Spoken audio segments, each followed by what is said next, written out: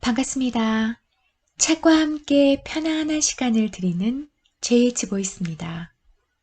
오늘 읽어드릴 책은 스케일을 뛰어넘는 디테일로 시장을 장악하는 방식, 김난도 작가님의 마켓컬리 인사이트입니다. 트렌드 코리아 시리즈에 가장 자주 언급된 기업이 있습니다.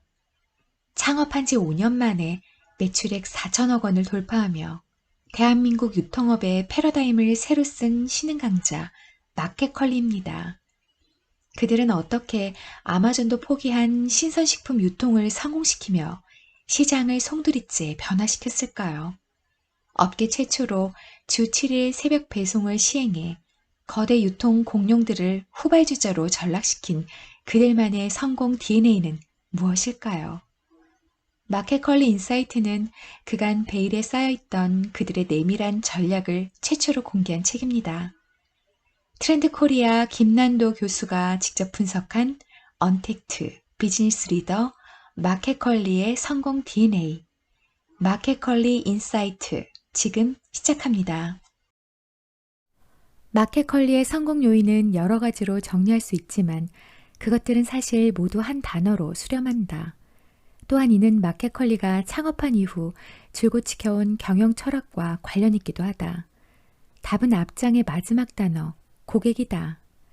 현대산업 현장에서 고객 중심 경영을 내세우지 않는 회사는 없다. 심지어 관공서에 가도 고객 만족이라는 표어가 붙어 있다. 하지만 조직 운영이 실제 고객을 중심으로 움직이고 있는가는 전혀 다른 문제다.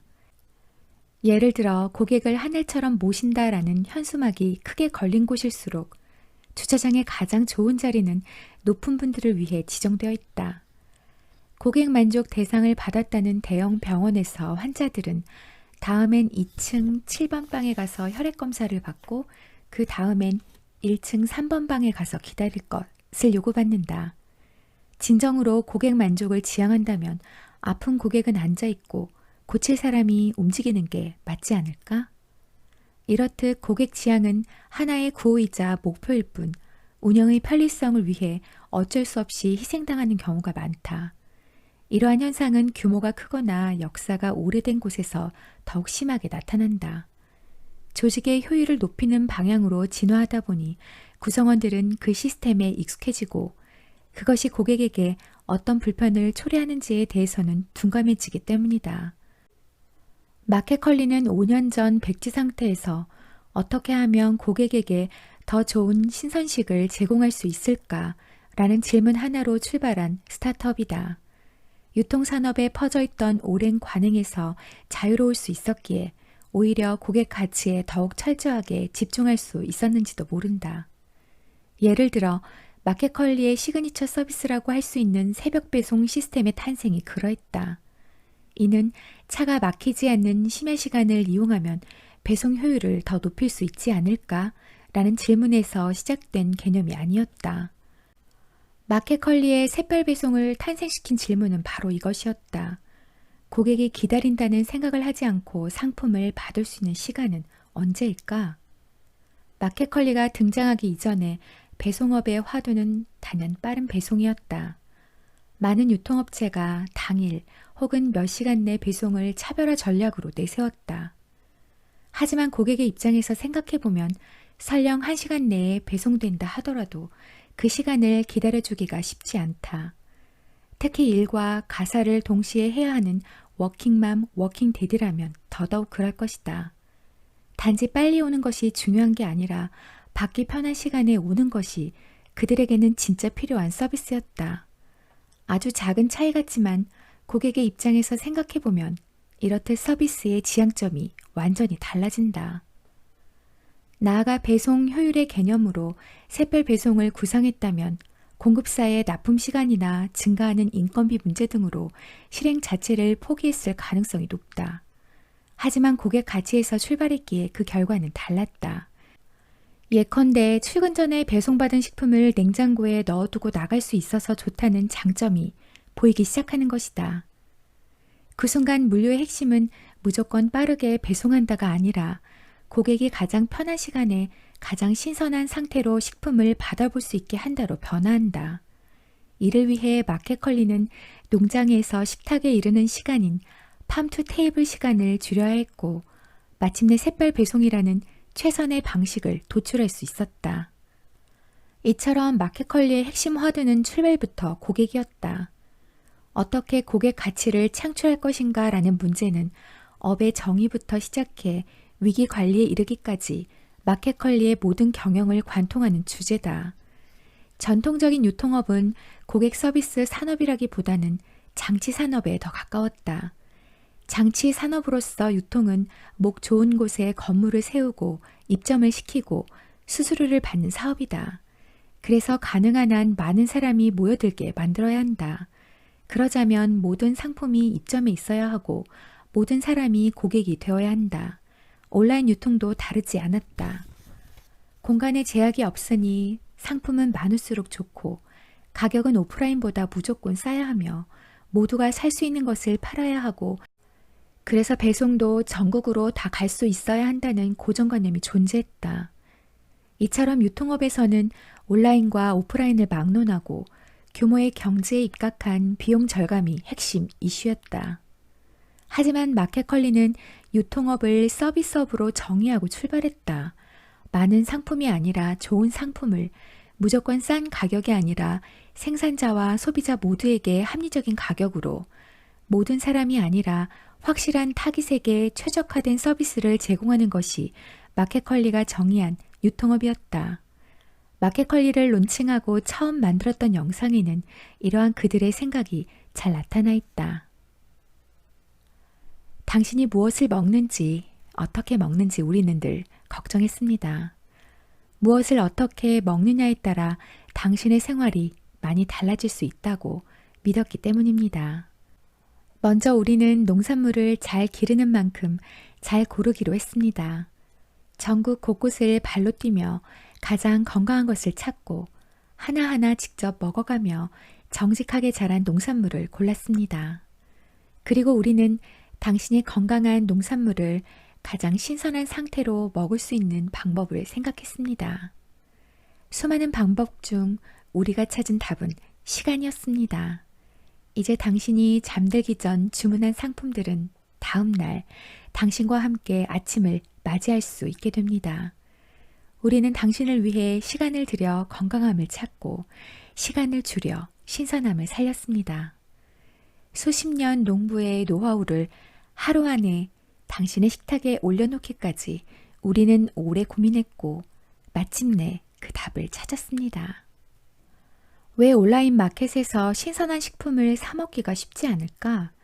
창업 당시 마켓컬리 설립자들은 이런 질문을 품었다. 답은 세 가지로 모아졌다. 첫 번째 문제는 농장에서 식탁까지 이동하는 데 걸리는 시간이 길다는 것이었다. 일반 마트의 경우 상품이 산지에서 매대에 진열되기까지 대략 48시간이 소요된다. 두 번째 문제는 배송 중 신선도가 하락한다는 것이었다. 기존의 택배 시스템을 이용할 경우 상품이 실온에 장시간 노출돼 신선도가 떨어질 수밖에 없었다. 세 번째 문제는 일정하지 않은 수령 시간이었다. 고객에게 배송되는 시간을 예측하기 힘든 탓에 상품이 장시간 문 앞에서 방치될 수 있다는 문제가 발생했다. 마켓컬리의 창업은 이 세 가지 문제를 해결하는 과정이었다. 그러기 위해서는 상품의 품질, 재고 관리와 더불어 배송까지도 직접 책임지는 것이 불가피하다는 결론에 이르렀다. 중간 유통 단계를 없애고 모든 상품을 마켓컬리가 직접 구매해 자차 냉장, 냉동, 상온 물류 창고에서 보관하고 냉장 차량을 이용해 그 상태 그대로 신선하게 배송할 수 있는 시스템을 만들고자 했던 것이다. 사실 이때까지만 해도, 아니 지금까지도 많은 인터넷 쇼핑몰은 생산자와 소비자를 연결시키는 플랫폼 역할에 불과했다. 재고 관리와 배송은 생산자가 책임지기 때문에 플랫폼 입장에서는 투자와 책임에서 어느 정도 자유로울 수 있었다. 하지만 이런 형태의 운영으로는 주문이 갑자기 늘어나는 등의 이유로 생산자가 적시에 물건을 대지 못하면 고객과 약속한 배송 시간을 지키지 못하게 되는 위험을 늘 감당해야 한다. 그래서 마켓컬리는 고객과의 약속을 지키기 위해 플랫폼이 직접 상품을 매입해 관리하는 것이 반드시 필요하다는 결론을 냈다. 하지만 멋진 구상을 현실로 구현하는 일은 완전히 다른 문제다. 신선식품이기에 콜드체인 시스템을 갖춰야 했는데 이는 초기 투자금은 물론 관리 비용도 어마어마하게 많이 들어가는 서비스다. 대기업도 하지 않으려는 영역을 아무런 경험과 노하우, 큰 자본도 없던 스타트업이 시작하려고 했으니 현실적인 난관이 없는 게 오히려 더 이상한 일이었을 것이다. 이 때문에 마켓컬리는 새로운 시스템의 작동 방법들을 찾기 위해 1분 1초를 다투어 분투해야 했고 2015년 중반에 50억 원의 투자를 받고 나서야 비로소 물류 시스템을 구축할 수 있었다. 뒤에서 이어질 김스라 대표와의 대담에서 언급되겠지만 마켓컬리는 여러 차례 투자를 받아 물류 인프라를 확충해왔다. 작은 프로그램이나 앱을 만드는 회사에 대한 소액 투자가 아니라 물류를 위해 막대한 기반 투자를 해야 하는 벤처기업에 거액을 투자한 투자자들은 대체 마켓컬리에 어떤 가치를 높이 샀을까? 모든 사업은 아이디어가 아니라 실행력의 문제로 그 성패가 귀결되고 백지 상태에서 시작해야 하는 스타트업일수록 더욱 그렇다. 결국 투자자들은 대표와 구성원들이 가진 고객 가치에 대한 집념과 그것을 현실로 만드는 실행력을 믿었던 것이 아닐까? 구체적으로 마켓컬리의 고객 지향적 실행은 좋은 상품을 큐레이션하기 위한 상품 선정 기준의 엄격화, 고객 불만 사항을 빠짐없이 읽고 개선해 나가는 제도화 역량, 그 제도를 가능하게 하는 여러 팀의 역할 등으로 나타난다. 이번 파트에서 자세히 살펴보자. 방대한 콘텐츠를 자랑하는 넷플릭스를 이용해 본 사람이라면 이런 고민을 한 번쯤 해봤을 것이다. 대체 뭘 봐야 하지? 홈페이지 화면을 이리저리 돌아다녀 보지만 결정하기가 쉽지 않다. 어렵사리 마음을 정하고 하나를 보기 시작했는데 예고편만큼 재밌지는 않다. 잠시 멈추어 두고 더 재밌는 건 없나? 하고 다시 이것저것 뒤적거리다 보면 금세 1시간이 훌쩍 지나 있다. 결국 제대로 본 것은 하나도 없고 시청 중인 콘텐츠 목록만 하염없이 쌓인다. 비단 넷플릭스만의 문제는 아닐 것이다. 온라인 쇼핑을 할 때도 마찬가지다. 대안이 많다고 해서 고객은 무조건 행복해하지 않는다. 이런 현상을 트렌드 코리아 2015에서 햄릿 증후군이라 이름 붙였는데 수많은 대안 속에서 현대인들이 결정 장애를 앓고 있다는 의미다. 지나치게 상품이 많으면 오히려 상품에 대한 충분한 정보를 얻지 못하고 마우스 스크롤을 한참이나 내리다가 어느 순간 에라 모르겠다 하며 구입을 포기하게 되는 일이 잦아지기 마련이다. 드라마나 영화야 재미가 없으면 보다 말면 그만이지만 나와 가족이 먹는 음식은 상황이 다르다. 안전해야 하고 신선해야 하며 맛도 있어야 한다. 그래서 수많은 주부가 마트에 나가 꼼꼼히 상품을 살펴보고 고르는 수고를 마다하지 않는 것이다. 하지만 온라인에서는 이렇게 하기가 쉽지 않다. 어떻게 하면 최고의 상품을 꼼꼼하게 살펴 식탁 위에 올릴 수 있을까? 마켓컬리는 바로 이 문제를 해결하고자 했다. 큐레이션 서비스. 큐레이션이란 미술관의 큐레이터가 주제에 맞는 작품을 골라내듯 고객을 위해 가장 적절한 제안을 만들어내는 작업을 뜻한다. 지금은 유튜브나 멜론 같은 콘텐츠 서비스 산업에서 일반화되면서 큐레이션은 이미 익숙한 개념이 됐지만 마켓컬리는 5년 전 그것도 유통산업에서 다른 곳과는 차별화되는 경험을 제공한다는 아이덴티티로 이를 발전시켰다. 선택에 대한 고민과 재료에 대한 걱정 없이 장 보는 일 자체가 생활의 즐거움이 될 수 있도록 까다롭고 어려운 식재료 검증을 대신해주고자 했던 것이다. 실제로 지금까지도 마켓컬리가 판매하는 식품 중에는 직원들이 먹어보지 않은 그리고 만족하지 않은 상품은 단 한 가지도 없다고 한다. 마켓컬리의 큐레이션은 비단 엄선된 상품을 입점시키는 일에만 국한되지 않는다. 마켓컬리에서 포도를 검색했을 때 나오는 상품의 개수는 다른 곳과 비교할 때 그 수가 현저히 적다. 마켓컬리는 판매자들이 직접 모든 딜을 만드는 여타 오픈마켓과 달리 품종이나 용량처럼 고객 구매에 유의미한 차이가 있을 경우에만 딜을 진행하기 때문이다. 고객은 원산지가 어디인지, 품질은 무엇이 나은지를 따져가며 구매할 필요가 없다. 이렇듯 마켓컬리의 큐레이션은 상품을 선택하고 고르는 모든 과정에서 소비자의 결정 장애를 해결하는 데 초점이 맞춰져 있다. 큐레이션과 같이 고객 가치의 특화를 위해서는 고객을 정확히 정의하는 작업이 출발점이 된다. 이를 타깃팅이라고 한다. 그렇다면 마켓컬리의 핵심 타깃은 누구일까? 그들이 집중한 고객은 좋은 품질에 대한 선호도가 높은 사람들이다. 가족들의 건강한 식사를 위해 식재료의 질을 중시하는 주부, 믿을 수 있는 상품을 편안하게 받아보길 원하는 맞벌이 부부, 그리고 자신을 위한 소비의 가치를 두는 1, 2인 가구 등이다. 이는 기업 입장에서 매우 현명하면서도 위험한 선택이다.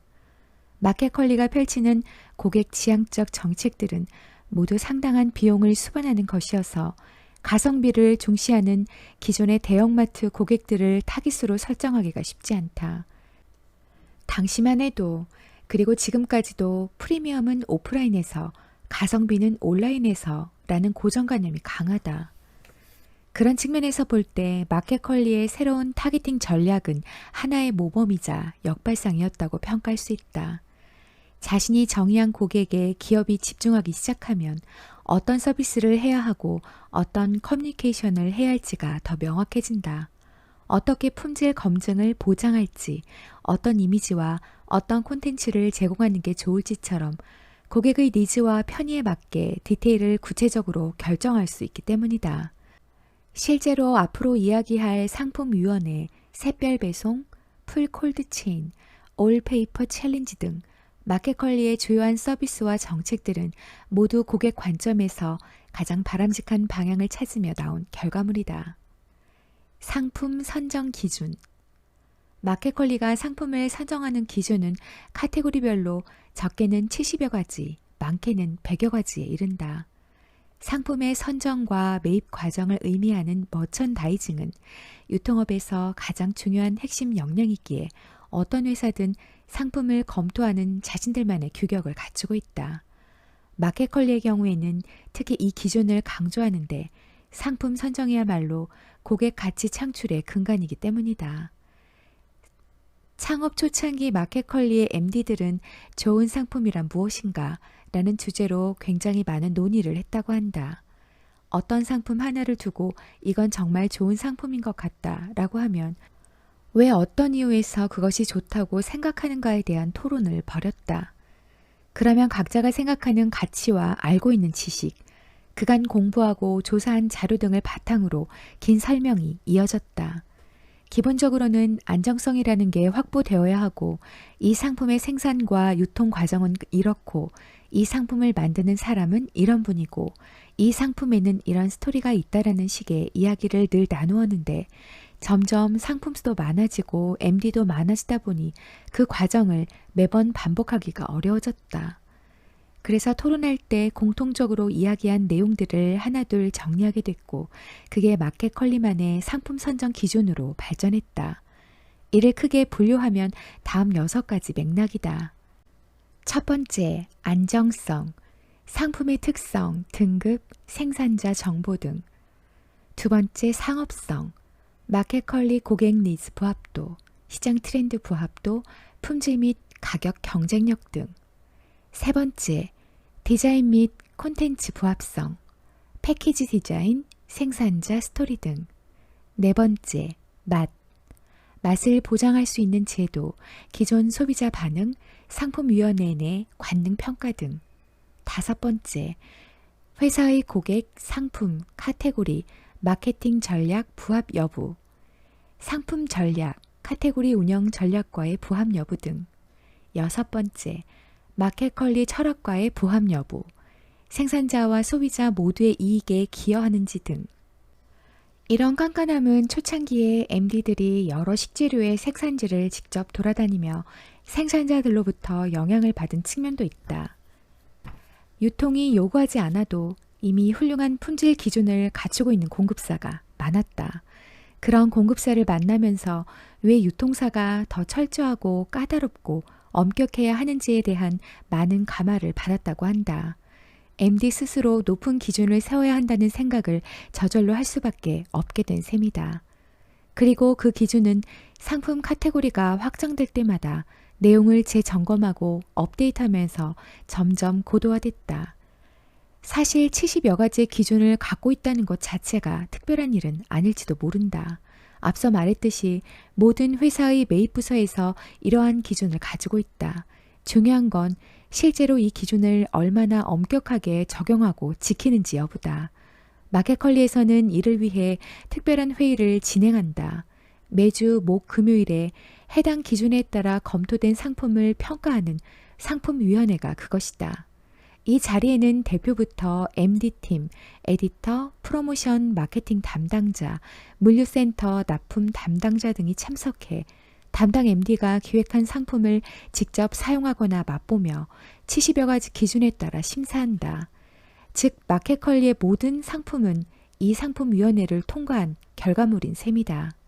마켓컬리의 상품 선정 기준이 깐깐하고 엄격하다고 말하는 건 단지 심사 항목이 많아서가 아니다. 실제로 그 기준을 모두 지키고 있기 때문이다. 만약 이 기준들 중 몇 개를 조금 느슨하게 생각했다면 현재 마켓컬리에서 판매하는 상품은 훨씬 더 다양했을 것이다. 다행인 점은 공급사들도 유통사가 그렇게 자세히 뜯어보고 따져보는 것을 싫어하지 않는다는 점이다. 자신들의 제품에 그만큼 관심을 갖고 있다고 생각해서다. 마켓컬리의 MD들을 인터뷰해보면 품질에 대한 강박과 자부가 강하게 느껴진다. 매출에 대한 압박보다 품질에 대한 압박이 더 크다. 그게 힘들 때도 있지만 사실은 정말 좋은 현상이라고 생각한다. 다른 데서는 공급사들을 만날 때 무조건 싸게 해달라던가 더 잘 팔리는 것들을 가져와 달라고 말하는 경우가 많은데 그런 게 사실은 더 내적 갈등이 크다. 우리는 상품에 대해 생각하고 고민하는 기획을 할 수 있으니 MD로서 뿌듯할 때가 많다. 공급사와 함께 고민하며 성장한다는 걸 체감할 수 있는 점도 좋은 부분이다. 허영만 화백의 식객이라는 만화를 보면 좋은 음식을 만들기 위해 좋은 재료를 찾아다니는 에피소드가 참 많이 나온다. 처음 책을 펼쳤을 때는 특급 주방장만이 가지고 있는 특별한 요리 비법이 나올 것이라고 기대했는데 만화의 대부분은 좋은 상품을 생산하는 산지를 찾아다니는 내용이었다. 그렇다. 어떤 비밀 레시피도 좋은 원료보다 우선할 수는 없는 법이다. 유통업도 마찬가지다. 일단 깐깐한 기준으로 좋은 상품만을 선별해 갖춰둔다면 고객은 그 안에서 무엇을 골라도 안심하고 또 신뢰할 수 있다. 2020년 3월의 어느 금요일 마켓컬리의 상품위원회를 참관했는데 대표와 MD들이 세세한 부분까지 점검해가며 시간과 공을 들이는 모습이 인상 깊었다.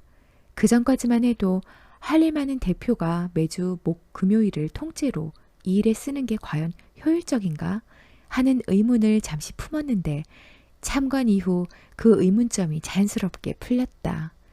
좋은 상품을 선별하는 일이 고객 지향성의 첫 걸음이기에 그만한 시간 투자에 값했던 것이다.